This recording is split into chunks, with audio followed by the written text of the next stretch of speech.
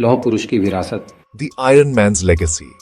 आज हम सरदार वल्लभ भाई पटेल के जीवन और योगदान को समझेंगे। आधुनिक भारत के निर्णायक शिल्पी। शुरुआत से चलते हैं। पटेल का जन्म 31 अक्टूबर 1875 को गुजरात के नडियाद में हुआ। वे सत्ता में जन्मे नहीं थे। उन्होंने पढ़ाई की, वकालत की और 30वें दशक में स्वाध्याय से कानून में इतना निपुण हुए कि तेजी से आगे बढ़े। फिर महात्मा गांधी से मुलाकात ने दिशा बदल दी। कोर्टरूम की जीतों से आजादी की लड़ाई तक उनका पहला बड़ा जन प्रभाव खेड़ा आंदोलन। 1918 में अकालग्रस्त किसानों को संगठित कर राहत की शांत, रणनीतिक और सफल मांग रखी। बारडोली आंदोलन 1928 में अनुशासित, अहिंसक कर हड़ताल इतनी प्रभावी कि ब्रिटिश झुक गए। तभी उन्हें सरदार कहा जाने लगा। नेता 1930-40 के दशक में वे कांग्रेस के संगठनात्मक स्तंभ बने, व्यावहारिक, दृढ़, अव्यवस्था से परे। भारत छोड़ो आंदोलन में वे जेल भी गए, पर छवि और मजबूत हुई।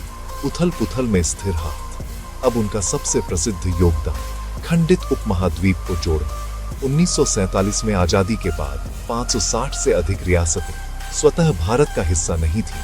पहले उप प्रधानमंत्री और गृह मंत्री के रूप में वीपी मेनन संघ साफ, कठोर, व्यावहारिक योजना, लाभ समझाओ, उचित शर्तें दो और मानचित्र को एक करो। अधिकांश रियासतें कूटनीति और भरोसे से इंस्ट्रूमेंट ऑफ एक्सेशन पर राजी हुई। जहां समझाइश न चली वहां वे डिगे नहीं। जूनागढ़ ने बहुसंख्यक हिंदू जनसंख्या के बावजूद पाकिस्तान का रुख किया।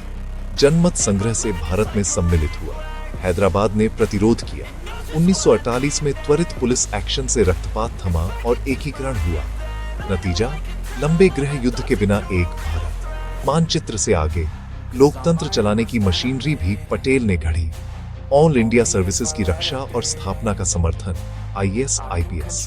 विभाजन के बाद विशाल शरणार्थी संकट, राहत शिविर, सुरक्षा, पुनर्वास, कठिन पर मानवीय काम। वे मजबूत केंद्र के साथ संघवाद में विश्वास रखते थे। राज्यों की पहचान, राष्ट्र की शक्ति, सोमनाथ मंदिर, पुनर्निर्माण का समर्थन, पुनरुत्थान का प्रतीक। पटेल का निधन 15 दिसंबर 1950 को हुआ, पर विचार जीवित रहे। एकीकृत मानचित्र, भरोसेमंद सिविल सेवा, दृढ़ और निष्पक्ष शासन संस्कृति। दशकों बाद गुजरात की स्टैच्यू ऑफ यूनिटी दुनिया की सबसे ऊंची लौह पुरुष की याद दिलाती है।